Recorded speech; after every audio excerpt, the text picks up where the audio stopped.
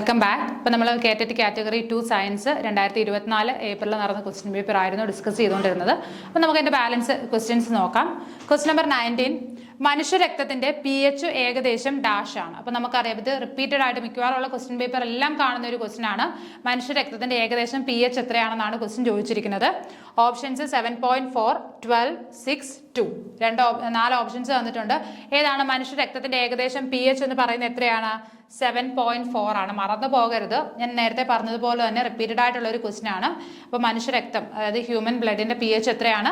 7.4 ആണ്.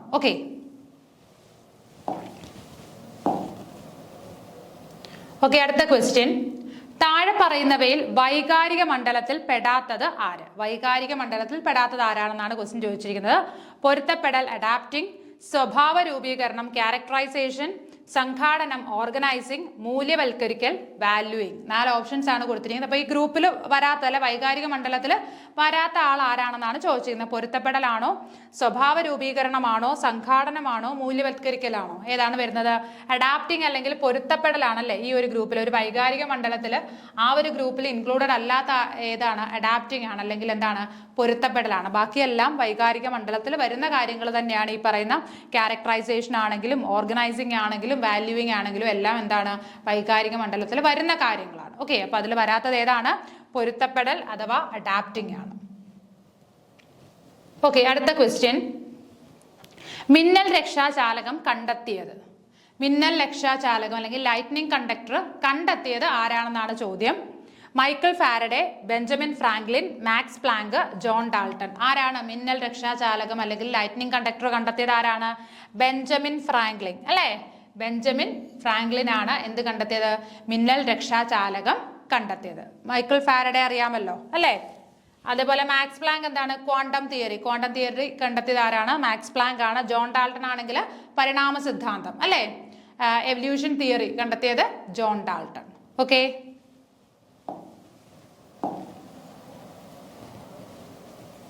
ഓക്കെ, അടുത്ത ചോദ്യം, ചുവടെ നൽകിയിട്ടുള്ളവയിൽ ഏതിനാണ് അഷ്ടക ഇലക്ട്രോൺ സംവിധാനം ഇല്ലാത്തത്?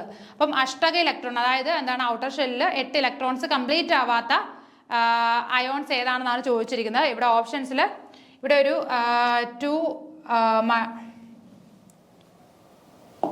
2 മൈനസും ഇവിടെ 2 പ്ലസും ഉണ്ട് കേട്ടോ. അതുകൂടി ഒന്ന് ഓർത്തിരിക്കണം, അത് ഇടാൻ വിട്ടുപോയതാണ്. അതായത് O2 minus, neon, potassium, calcium 2+ ions ആണ് ചോദിച്ചിരിക്കുന്നത്. അപ്പൊ ഇതിൽ അഷ്ടക ഇലക്ട്രോൺ സംവിധാനം ഇല്ലാത്തത് ഏതാണെന്നാണ് ചോദിച്ചിരിക്കുന്നത്. അപ്പൊ നമുക്ക് നോക്കാം. ഓക്സിജന്റെ അറ്റോമിക് നമ്പർ എത്രയാണ്? 8 ആണ് അല്ലെ? ഓക്സിജന്റെ അറ്റോമിക് നമ്പർ 8. നിയോൺ ആകുമ്പോഴോ 10 ആകും. പൊട്ടാസ്യം എത്രയാണ്? 19, കാൽസ്യം 20. ഓക്കെ, ഇനി നമുക്ക് ഓരോന്നിന്റെയും എന്താണ് ഇലക്ട്രോണിക് കോൺഫിഗറേഷൻ ഒന്ന് എഴുതി നോക്കാം. ഓക്സിജൻ വരുമ്പോൾ എങ്ങനെ വരും? ഫസ്റ്റ് ഇലക്ട്രോൺ കെ ഷെല്ലിൽ 2 വരും, പിന്നീട് എൽ ഷെല്ലിൽ എത്ര വരും? 6 വരും അല്ലേ? ഇനി നിയോൺ ആണെങ്കിലോ കെ ഷെല്ലിൽ 2 വരും, 10 ആയതുകൊണ്ട് തന്നെ എൽ ഷെല്ലിൽ 8 വരും. കാൽസ്യം ആണെങ്കിൽ പൊട്ടാസ്യം ആണെങ്കിൽ കെയിൽ 2, പിന്നീട് എല്ലിൽ 8, എമ്മിൽ എത്ര വരും? 8 വരും, പിന്നെ എന്നിൽ ഒരു 1 കൂടി വരുമല്ലോ.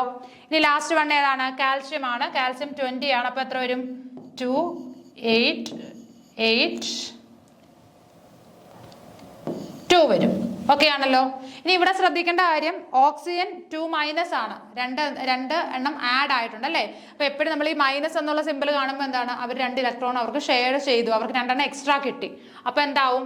ഈ 6 എന്നുള്ള എന്തായിട്ട് മാറും? 6 + 2 8 ആയിട്ട് മാറും. സോ അവിടെ എന്താണ്? ഒക്ടറ്റ് കംപ്ലീറ്റ് ആവും അല്ലേ? 8 ഇലക്ട്രോൺസ് വരും. ഔട്ടർ മോസ്റ്റ് ഷെല്ലിൽ 8 ഇലക്ട്രോൺസ് വരും. അപ്പൊ ഓക്സിജൻ അല്ല, അത് കറക്റ്റ് ആണ്. ഇനി നിയോൺ ആണെങ്കിൽ 2, 8 അത് ഒക്ടറ്റ് കംപ്ലീറ്റ് ആണ്. അതും എന്താണ്? ശരിയാണ്, ഒക്ടറ്റ് കംപ്ലീറ്റ് ആയ കോൺഫിഗറേഷൻ ആണ്. അടുത്ത പൊട്ടാസ്യം 2, 8, 8, 1 ഔട്ടർ മോസ്റ്റ് ഷെല്ലിൽ എത്രയാണ്? 1 ഇലക്ട്രോൺ ആണ് ഉള്ളത് അല്ലേ? 1 ഇലക്ട്രോൺ ആകുമ്പോൾ എന്താണ്? അവിടെ ഒക്ടറ്റ് കംപ്ലീറ്റ് ആയില്ല, അത് അവിടെ നിൽക്കട്ടെ. അടുത്ത കാൽസ്യം എങ്ങനെയാണ്?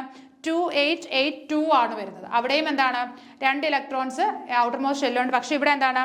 കാൽസ്യം 2+ അയോൺസ് ആണ്. പ്ലസ് എന്ന് പറയുമ്പോൾ 2 ഇലക്ട്രോൺസ് നഷ്ടപ്പെട്ടു അല്ലേ?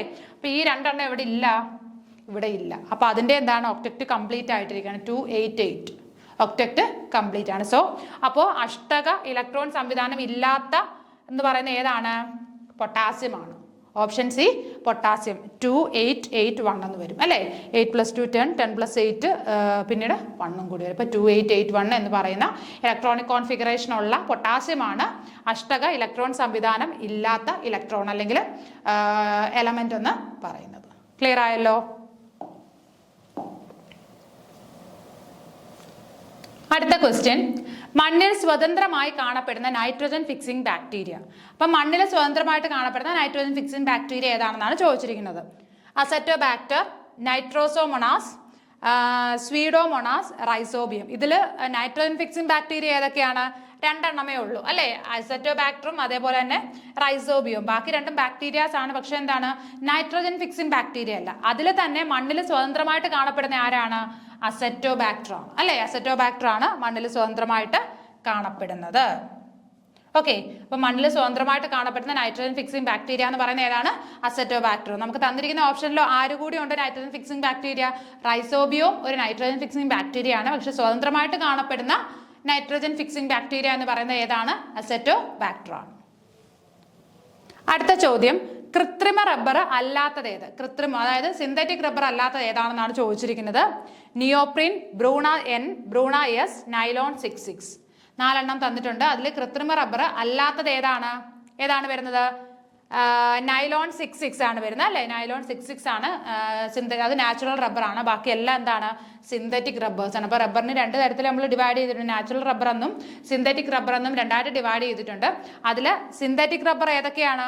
നിയോപ്രിൻ സിന്തറ്റിക് ആണ്, ബ്രൂണ എൻ, ബ്രൂണ എസ്, ഇതൊക്കെ എന്താണ്? സിന്തറ്റിക് റബ്ബേഴ്സ് ആണ്. അതിൽ സിന്തറ്റിക് അല്ലാത്തത് ഏത് മാത്രമാണുള്ളത് അല്ലെങ്കിൽ നാച്ചുറൽ റബ്ബർ എന്ന് പറയുന്നത് ഏതാണ്? നൈലോൺ 66 ആണ്. ക്ലിയർ ആയല്ലോ. അടുത്ത ക്വസ്റ്റ്യൻ, ഒരു പുഷ്പത്തിന്റെ പുരുഷ പ്രത്യുൽപാദന ഭാഗത്തെ മൊത്തമായി പറയുന്ന പേര്. അപ്പോൾ ഒരു പുഷ്പത്തിന്റെ പുരുഷ പ്രത്യുൽപാദന ഭാഗത്തെ മൊത്തത്തിൽ പറയുന്ന പേരെന്താണെന്നാണ് ചോദിച്ചിരിക്കുന്നത്. ആന്തർ അല്ലെങ്കിൽ പൂമ്പൊടി, ആൻഡ്രീഷ്യം അല്ലെങ്കിൽ കേസരപുടം, ഫിലമെന്റ്, ഗൈനീഷ്യം അല്ലെങ്കിൽ ജനിപുടം. എന്താണ് ആൻസർ ആയിട്ട് വരുന്നത്? Option B. നമുക്കറിയാം androecium, the male reproductive part of a plant എന്ന് പറയുന്നത് എന്താണ്?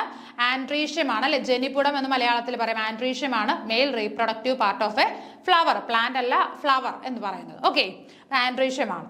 നോക്കിക്കേ, എന്താണ് ആൻഡ്രീഷ്യം എന്ന് പറഞ്ഞു കഴിഞ്ഞാൽ the mail reproductive part of A flower made up of stamens which are made up of anther and filaments. അപ്പോൾ ആൻഡ്രീഷ്യം എന്ന് പറഞ്ഞു കഴിഞ്ഞാൽ mail reproductive part of A flower, ഒരു പൂവിന്റെ മെയിൽ റീപ്രൊഡക്റ്റീവ് പാർട്ടാണ് ആൻഡ്രീഷ്യം എന്ന് പറയുന്നത്. അതോടൊപ്പം തന്നെ എന്താണ്? It is made up of stamens. എന്തുകൊണ്ടാണ് ആൻഡ്രീഷ്യം നിർമ്മിച്ചിരിക്കുന്നത്? സ്റ്റേമനുകളാലാണ് ആൻഡ്രീഷ്യം നിർമ്മിതമായിരിക്കുന്നത്. ഇനി സ്റ്റേമൻ എന്തുകൊണ്ടാണ് നിർമ്മിച്ചിരിക്കുന്നത്? Which are made up of anther and filaments. അപ്പോൾ ഫിലമെന്റുകളും ആന്തറും കൂടി ചേർന്ന്, അതായത് പൂമ്പൊടിയും കൂടി ചേർന്നിട്ടാണ് എന്തായിട്ട് മാറുന്നത്? സ്റ്റേമൻ ആവുന്നത്. ഈ സ്റ്റേമനുകൾ ചേർന്നിട്ടാണ് എന്താവുന്നത്? ആൻഡ്രീഷ്യമായിട്ട് മാറുന്നത്. ക്ലിയർ ആയല്ലോ. അടുത്തത്, ആൻഡ്രീഷ്യം പറയുമ്പോൾ നമ്മൾ ഗൈനീഷ്യം പറയണം. ഗൈനീഷ്യം എന്ന് പറഞ്ഞു കഴിഞ്ഞാൽ എന്താണ്? The female reproductive part of the plant അല്ലേ. പൂക്കളിലെ എന്താണ്? ഫീമെയിൽ റീപ്രൊഡക്റ്റീവ് പാർട്ട് അല്ലെങ്കിൽ ഓർഗൻ ആണ് എന്തെന്ന് പറയുന്നത്? ഗൈനീഷ്യം എന്ന് പറയുന്നത്. Made up of pistils. നമ്മൾ പറഞ്ഞു ആൻഡ്രീഷ്യം സ്റ്റേമെൻസ് കൊണ്ടാണ് നിർമ്മിച്ചിരിക്കുന്നത് എങ്കിൽ ഗൈനീഷ്യം എന്താണ്? പിസ്റ്റിൽസ് കൊണ്ടാണ് നിർമ്മിച്ചിരിക്കുന്നത്. ഇനി ഈ പിസ്റ്റിൽസ് എന്തൊക്കെ ചേർന്നിട്ടാണ് നിർമ്മിച്ചിരിക്കുന്നത്? Style, stigma and ovary. അപ്പൊ സ്റ്റൈല്, സ്റ്റിഗ്മ, ഓവറി ഇത് 3ഉം കൂടി ചേർന്നിട്ടാണ് പിസ്റ്റിൽ ആവുന്നത് അല്ലേ. ആ പിസ്റ്റിലുകൾ ചേർന്നിട്ടാണ് ഗൈനീഷ്യം ഉണ്ടാവുന്നത്. അതേപോലെ തന്നെ ആൻഡ്രീഷ്യത്തിന്റെ കേസിലാണെങ്കിലോ ആന്തറും ഫിലമെന്റ്സും ചേർന്ന് സ്റ്റേമെൻസ് ഉണ്ടാകും. ആ സ്റ്റേമെൻസ് കൂടി ചേർന്നിട്ടാണ് എന്തായിട്ട് മാറുന്നത്? ആൻഡ്രീഷ്യമായിട്ട് മാറുന്നത്. ക്ലിയർ ആയല്ലോ. അപ്പോൾ മെയിൽ റീപ്രൊഡക്റ്റീവ് ഓർഗൻ എന്ന് പറയുന്നത് എന്താണ്? ആൻഡ്രീഷ്യം അല്ലെങ്കിൽ ജനിപുടം. ക്ലിയർ ആയല്ലോ. അടുത്ത ക്വസ്റ്റ്യൻ, ഫോക്കസ് ദൂരം 10 സെന്റിമീറ്റർ ആയിട്ടുള്ള ഒരു കോൺകേവ് ദർപ്പണത്തിൽ 20 സെന്റിമീറ്റർ അകലെയായി ഒരു യഥാർത്ഥ പ്രതിബിംബം രൂപപ്പെട്ടാൽ വസ്തുവിന്റെ സ്ഥാനം. അപ്പൊ എന്തൊക്കെയാണ് പറയുന്നത്? ഫോക്കസ് ലെങ്ത് തന്നിട്ടുണ്ട് 10 സെന്റിമീറ്റർ.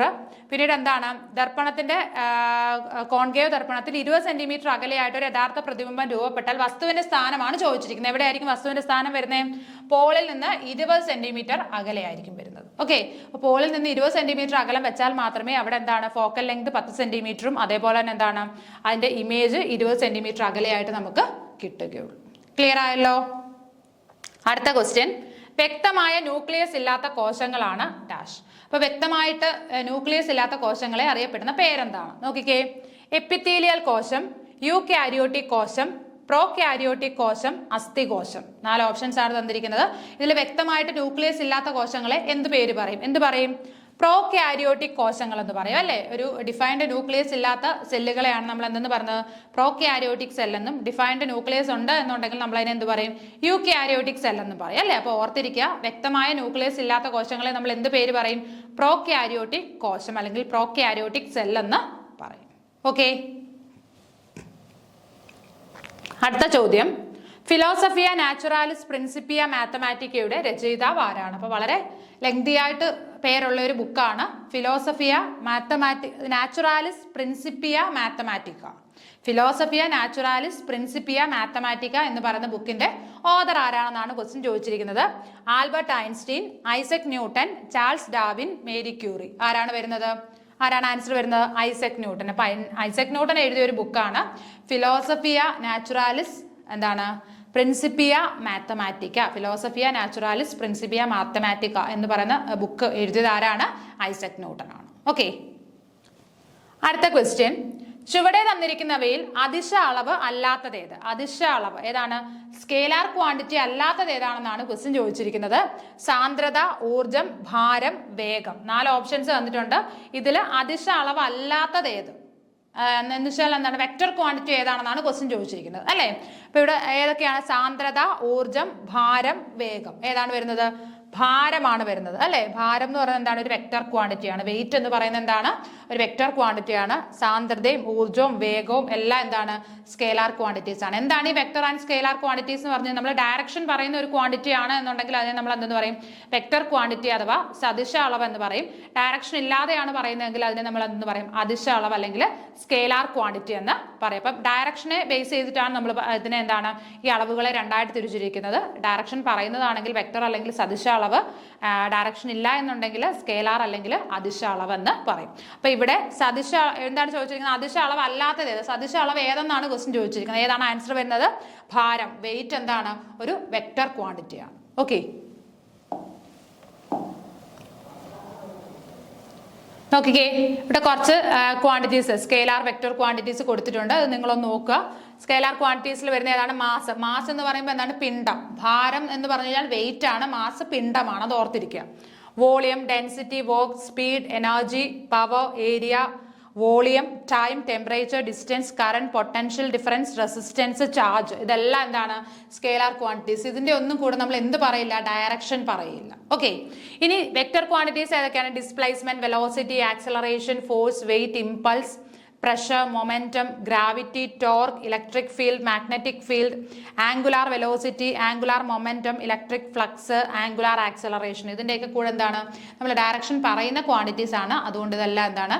വെക്ടർ ക്വാണ്ടിറ്റീസ് ആണ്. അപ്പം ഇതൊന്ന് ജസ്റ്റ് ഒന്ന് ഓർത്തിരിക്കുക. ചിലപ്പോൾ അടുത്ത എക്സാമിന് ഇതിൽ നിന്ന് ഒരു ആൻസർ നിങ്ങൾക്ക് ലഭിച്ചേക്കാം. അപ്പോൾ ഈ പ്രധാനമായിട്ടും കുറച്ച് കാര്യങ്ങളെങ്കിൽ ഈ നേരത്തെ പറഞ്ഞ സ്പീഡ്, എനർജി, പവർ, ഇതൊക്കെ എന്താണ്? ഏരിയ, വോളിയം, ഇതൊക്കെ എന്താണ്? സ്കേലാർ ക്വാണ്ടിറ്റീസ് ആണ്. അപ്പോൾ ഡയറക്ഷൻ നമ്മൾ അവിടെ പറയുന്നില്ല. ക്ലിയർ ആയല്ലോ? ഓക്കെ, അങ്ങനെ നമ്മുടെ ലാസ്റ്റ് ക്വസ്റ്റ്യനിലേക്ക് എത്തിയിരിക്കുകയാണ്. കാന്തിക മണ്ഡലത്തിന്റെ സ്വാധീനത്തിൽ വസ്തുക്കൾക്ക് കാന്തമായി മാറാനുള്ള കഴിവിനെ ഡാഷ് എന്ന് വിളിക്കുന്നു. അപ്പൊ കാന്തിക മണ്ഡലത്തിന്റെ സ്വാധീനത്തിൽ വസ്തുക്കൾക്ക് എന്താണ്? കാന്തമായിട്ട് മാറാനുള്ള ആ ഒരു കഴിവിനെ ഡാഷ് എന്ന് വിളിക്കുന്നു. എന്ത് പറയാം? Polarity, susceptibility, retentivity, permeability. എന്ത് പറയാം? എന്താണ് പറയുന്നത്? അതായത് കാന്തിക മണ്ഡലത്തിന്റെ സ്വാധീനത്തിൽ വസ്തുക്കൾക്ക് എന്താണ്? കാന്തമായിട്ട് മാറാനുള്ള ഒരു കഴിവ്. അതിനെ നമുക്ക് എന്തെന്ന് പറയാം? സസെപ്റ്റിബിലിറ്റി എന്ന് പറയാം. അതായത് ഒരു മാഗ്നറ്റിക് എന്താണ് ഫ്ലക്സിന്റെ ഒരു മാഗ്നറ്റിക് ഫീൽഡിന്റെ ഫ്ലക്സ് അല്ല മാഗ്നറ്റിക് ഫീൽഡിന്റെ സ്വാധീനത്തിൽ എന്താണ് ഒരു ഒബ്ജക്റ്റിന് മാഗ്നറ്റ് ആയിട്ട് മാറാനുള്ള അതിന്റെ ആ ഒരു കഴിവിനെയാണ് നമ്മൾ എന്തെന്ന് പറയുന്നത്? സസെപ്റ്റിബിലിറ്റി എന്ന് പറയുന്നത്. അപ്പൊ ആൻസർ എന്താണ് വരുന്നത്? ഓപ്ഷൻ ബി, സസെപ്റ്റിബിലിറ്റി ആണ് വരുന്നത്. ഇനി എന്താണ് പൊളാരിറ്റി എന്ന് പറഞ്ഞു കഴിഞ്ഞാൽ? Refers to the orientation of its north and south poles. അപ്പം മാഗ്നറ്റിക് പോളുകൾ, നോർത്തിൽ സൗത്ത് പോളുകൾ, അതിന്റെ ഒരു ഓറിയന്റേഷനെ സൂചിപ്പിക്കുന്നതാണ് എന്തെന്ന് പറഞ്ഞത്? പൊളാരിറ്റി. പോൾസിനെ സൂചിപ്പിക്കുന്നതാണ് പൊളാരിറ്റി എന്ന് പറയുന്നത്. ഇനി റിറ്റന്റിവിറ്റി എന്താണ്? The ability of a material to retain a magnetic field after the external magnetic field is removed. എന്താണ് റിട്ടന്റിവിറ്റി എന്ന് പറഞ്ഞു കഴിഞ്ഞാൽ? അതിന്റെ മാഗ്നറ്റിക് ഫീൽഡ്, ആ എക്സ്റ്റേണൽ മാഗ്നറ്റിക് ഫീൽഡ് റിമൂവ് ചെയ്താലും ആ എന്താണ് മെറ്റീരിയലിന് ആ മാഗ്നറ്റിക് ഫീൽഡ് റീറ്റെയിൻ ചെയ്യാനുള്ള ഒരു എബിലിറ്റി ഉണ്ട് അല്ലേ? The ability of a material to retain a magnetic field after the external magnetic field is removed. നമ്മൾ എക്സ്റ്റേണലി അപ്ലൈ ചെയ്യുന്ന അല്ലെങ്കിൽ കൊടുക്കുന്ന ആ ഒരു മാഗ്നറ്റിക് ഫീൽഡ് റിമൂവ് ചെയ്താൽ പോലും കുറച്ച് സമയത്തേക്ക് ആ ഒരു മെറ്റീരിയലിന് എന്താണ് ആ ഒരു മാഗ്നറ്റിക് ഫീൽഡ് എക്സ്പീരിയൻസ് ചെയ്യാൻ അല്ലെങ്കിൽ അത് റീറ്റെയിൻ ചെയ്യാനുള്ള കഴിവിനെയാണ് നമ്മൾ എന്തെന്ന് പറഞ്ഞത്? റിട്ടൻറ്റിവിറ്റി എന്ന് പറഞ്ഞത്. റീറ്റെയിൻ ചെയ്യുക, റിട്ടൻറ്റിവിറ്റി. ഓക്കെ, അടുത്തത് പെർമിയബിലിറ്റി എന്താണ്? A material's ability to respond to an external magnetic field by becoming magnetized. അപ്പോൾ എന്താണ് പെർമിയബിലിറ്റി എന്ന് പറഞ്ഞു കഴിഞ്ഞാൽ? Materials ability to respond to an external magnetic field. ഒരു എക്സ്റ്റേണൽ മാഗ്നറ്റിക് ഫീൽഡിലേക്ക് റെസ്പോണ്ട് ചെയ്യാനുള്ള ഒരു മെറ്റീരിയലിന്റെ ability by becoming magnetized. Magnetized ആയതിനു ശേഷം അല്ലെ ഒരു മാഗ്നറ്റ് ആയതിനു ശേഷം എന്താണ് മറ്റൊരു ഒരു എക്സ്റ്റേണൽ മാഗ്നറ്റിക് ഫീൽഡിന് ഒരു റെസ്പോൺസ് കൊടുക്കാൻ പറ്റുന്നു. അതിനെയാണ് നമ്മൾ എന്തെന്ന് പറയുന്നത്? പെർമിയബിലിറ്റി എന്ന് പറയുന്നത്. ഓക്കെ, അപ്പൊ 4 പൊളാരിറ്റി പറഞ്ഞു. എന്താണ്? ആ നോർത്ത് സൗത്ത് പോളിന്റെ ഓറിയന്റേഷനെയാണ് പൊളാരിറ്റി എന്ന് പറയുന്നത്. റിട്ടൻറ്റിവിറ്റി എന്ന് പറഞ്ഞു കഴിഞ്ഞാൽ എന്താണ്? ഒരു എക്സ്റ്റേണൽ മാഗ്നറ്റിക് ഫീൽഡ് നമ്മൾ റിമൂവ് ചെയ്ത് കഴിഞ്ഞാലും ആ ഒരു മാഗ്നറ്റിക് ഫീൽഡ് റീറ്റെയിൻ ചെയ്യാനുള്ള അതിന്റെ കഴിവിനെയാണ് റിട്ടൻറ്റിവിറ്റി എന്ന് പറയുന്നത്.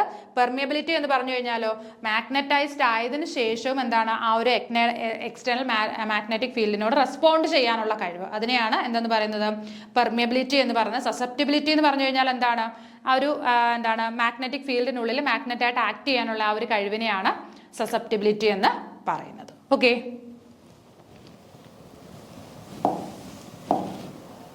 അപ്പോൾ ഇത്രയും കാര്യങ്ങളാണ് നമുക്ക് ഈ ഒരു സെഷനിൽ ഡിസ്കസ് ചെയ്യാനായിട്ടുള്ളത്. അപ്പോൾ ഇതോടെ ഈ ഒരു സെഷൻ ഇവിടെ അവസാനിക്കുകയാണ്. കേറ്ററ്റ് കാറ്റഗറി 2 സയൻസ് 2024 ഏപ്രിലെ ക്വസ്റ്റ്യൻ ആയിരുന്നു നമ്മളിവിടെ ഡിസ്കസ് ചെയ്തുകൊണ്ടിരുന്നത്. അപ്പോൾ ഇതിവിടെ കംപ്ലീറ്റ് ആവുകയാണ്. അപ്പോൾ വീണ്ടും എല്ലാവരും നന്നായിട്ട് പഠിക്കുക. വീണ്ടും മറ്റൊരു വീഡിയോയിൽ വീണ്ടും കാണാം. Okay, thank you.